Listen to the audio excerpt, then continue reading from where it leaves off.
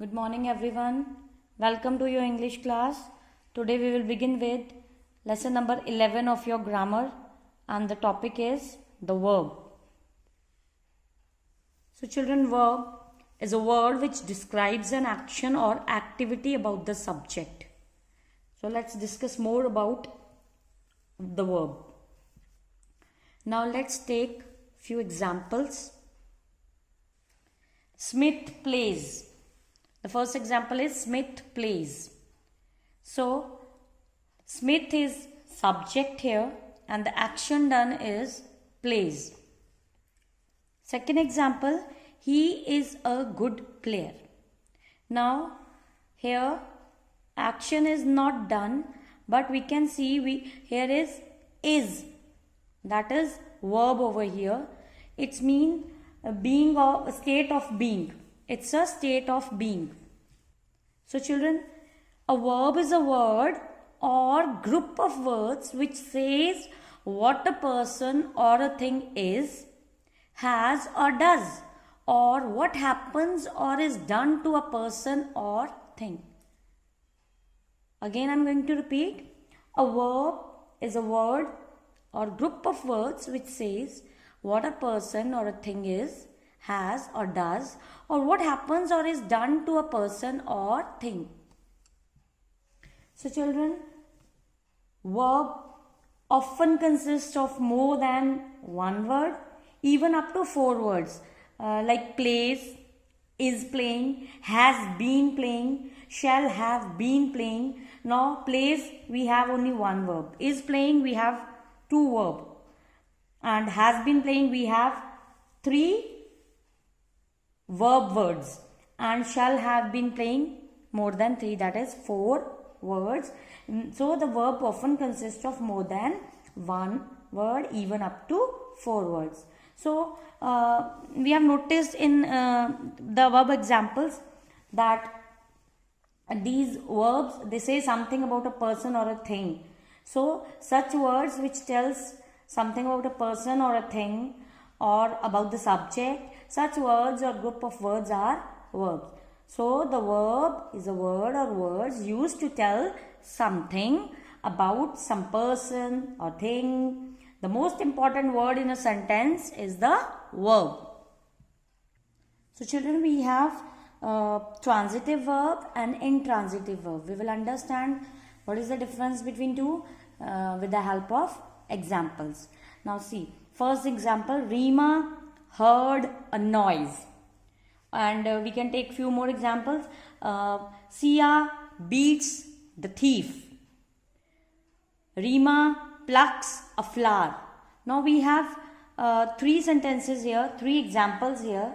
So the action denoted by the verb passes over from the subject to the object. Rima is subject here and the object is noise. So and in the second example, Sia beats the thief. Sia is the subject and the thief is the object. So in case of transitive verbs, the action denoted by the subject passes over, action denoted by the verb passes over from the subject to the object. And let's take second example. Sia laughs. Rakesh runs. Rima dances. So now in these sentences, we do not have any objects here. So the actions denoted by the verb like runs, laughs and dances stop with their respective subjects only and do not pass over to any objects.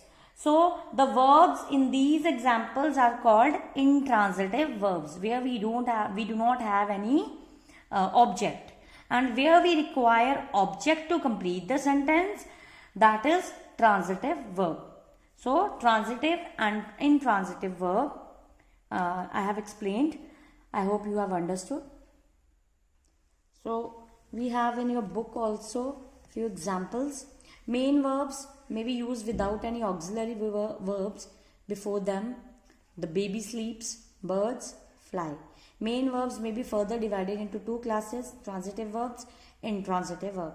So a transitive verb is one which requires an object to complete its sense, and intransitive verb is one which does not require an object to complete its sense. So let's see few more examples.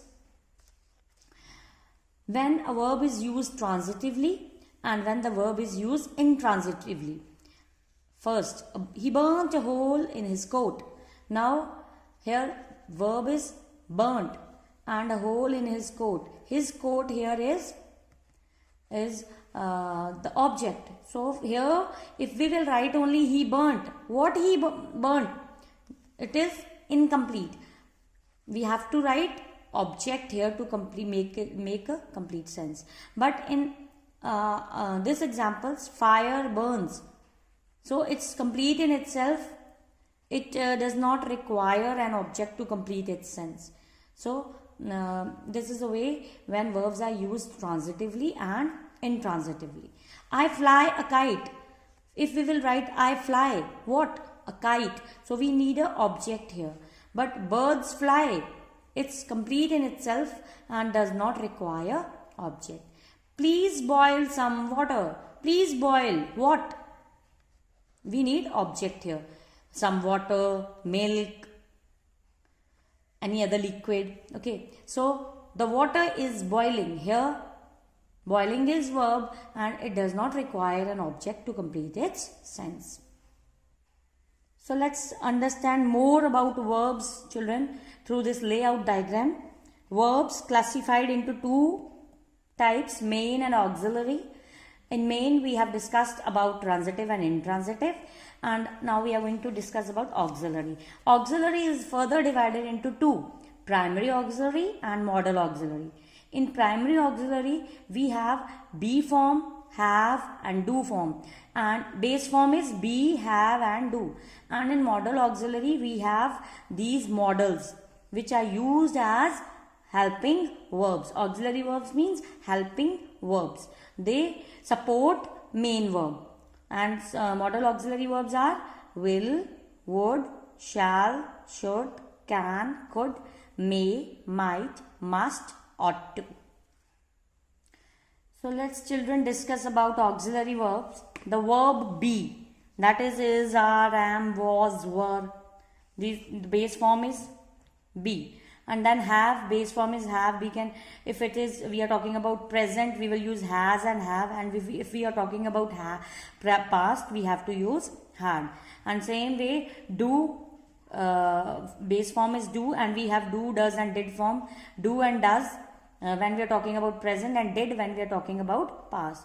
When used with the main verbs to make tenses, passive forms, question and negative sentences are called auxiliary verbs. So children, auxiliary verb is a helping verb and it helps the main verb to form the tenses, voices and moods by being placed before noun, before them. Sorry, not noun, before the main verb. Okay, the auxiliaries are also called special verbs. They are also called special verbs. So the primary auxiliary is, I told you, this be form, have form and do form. When we have these base forms, and further we can take it into present and past tense. So children, let's go through a few examples. Birds are flying right above the clouds. Now are here is, that is what? Base form of be is the base form of it. So are, and we have main verb here, flying. From are and flying, what we can understand that this is present continuous tense. So I told you that it these are they to form the tenses. These verbs they help to form the tenses, voices and moods. So are, flying, are is auxiliary verb and flying is main verb. Then they have finished their work. Finished, past form, have, because it's they, plural, we have to use have here. So they have finished their work. Have is auxiliary verb and finished is main verb. Then he does not learn his lesson. Now it's a negative sentence. He does not learn his lesson. Does here is auxiliary verb and learn is main verb. Children, now we will talk about finite and non-finite verbs. So, to understand this, we have to go through these examples. First example, the boy is swimming. The boy wants to swim. I found the boy swimming. Swimming is good for health. So in sentence 1, the verb is swimming and is limited by the number and person of its subject boy.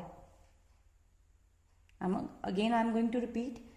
In this sentence, the verb is limited by the number and person of its subject boy.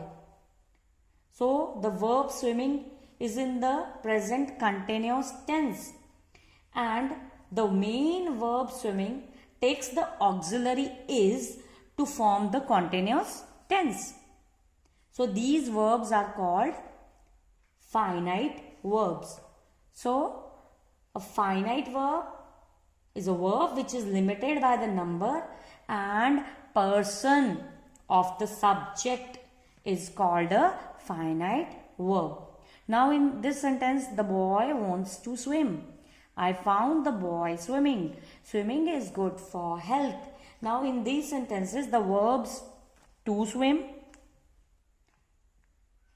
swimming, here also swimming, they are not limited by the number and person of any subject.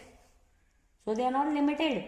They have no tenses and therefore do not take any auxiliary. No auxiliary here to form tenses. So these verbs are called non-finite verbs. So non-finite are derived from the verbs and have certain features of the verb, but they have no subject and therefore are not limited by the number and person like a verb that has a subject. They may function as noun, adjective or adverb.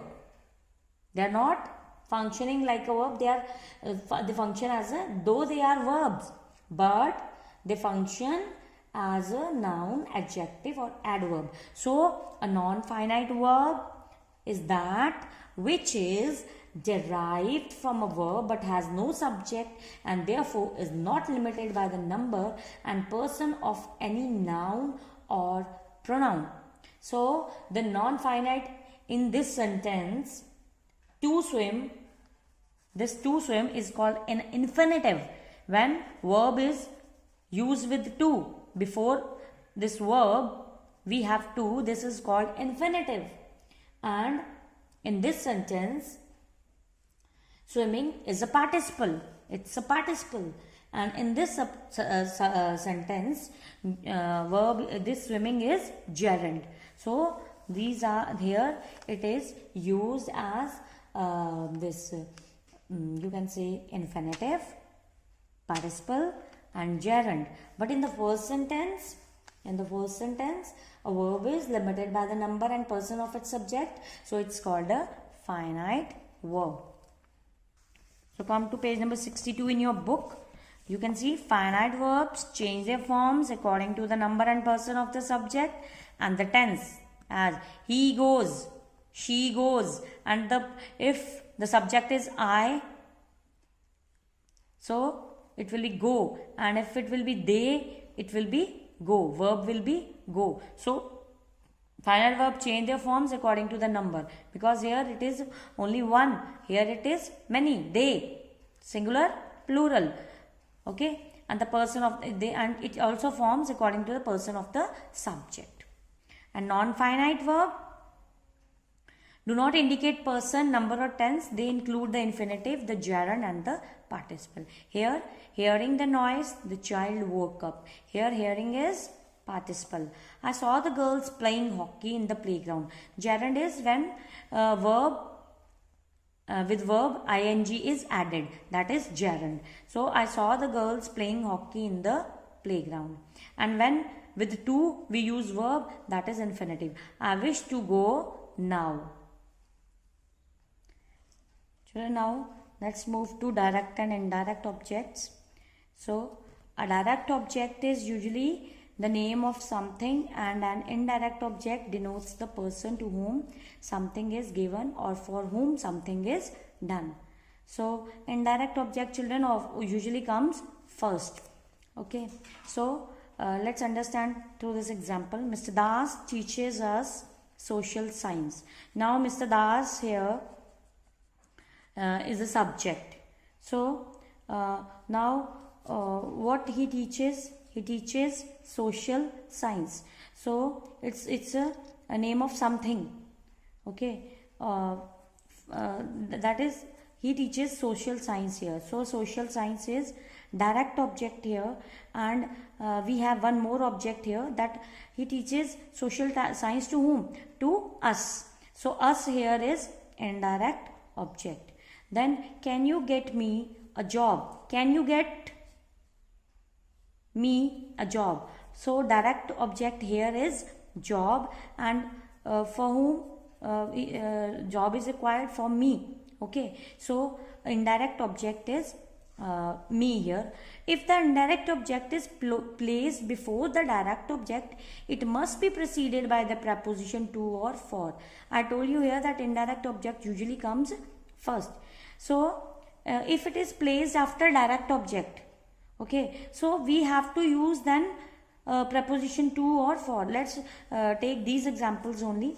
Mr. Das teaches. Now social science is the direct object, and we will place it before in the first position, right? So then we have to write us. So I told you that we have it should be preceded by preposition to or for. Mr. Das teaches social science to us. Then, can you get a job for me? Now a job, direct object comes first. So now we have to write me also, the indirect object. So it should be followed by a preposition. Direct object must be followed by a preposition. That is for. Can you get a job for me?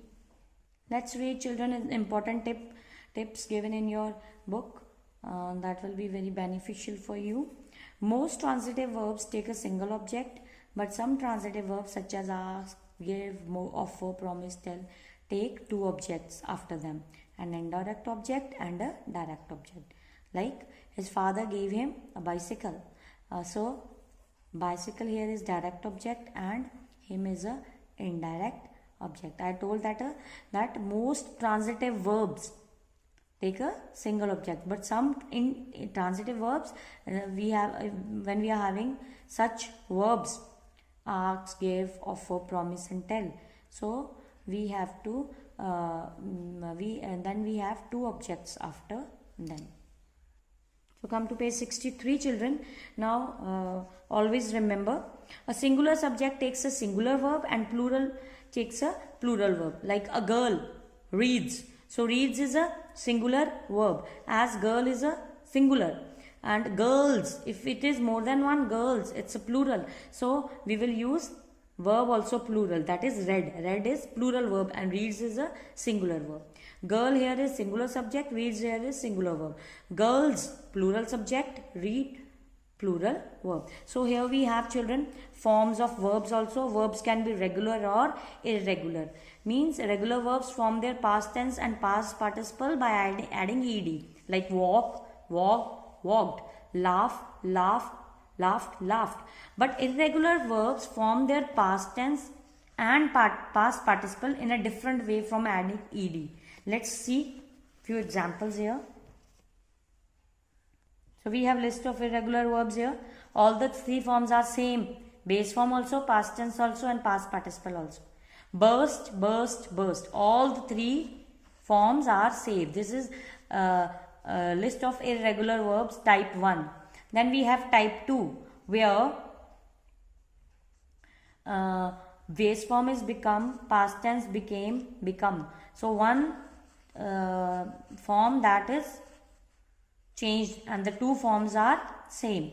Bend, bent, bent. Bring, brought, brought. So Two forms are there, bring, brought, brought. We have two forms, brought and brought here, and bring. So I said that two forms remain same. Okay, so we have few more examples, you can go through it. We have few more verbs, go through all these verbs, list of verbs, irregular verbs. Come to type 3. All three forms are different. Like here, base form is different, past tense is also different, past participle is also different. Be, was, been. Be, were, been. Begin, began, begun. All the three forms are different. These are irregular verbs where all the three forms are different. Here a list is given. You can go through all these verbs which are having three different forms. See these forms: base form, past tense, past participle. So this was your chapter about the verb. So I hope you have understood the different verbs, that is main verb, auxiliary verb, transitive verb, intransitive verb, finite verb, non-finite verb, and where we require direct object and indirect object. Thank you.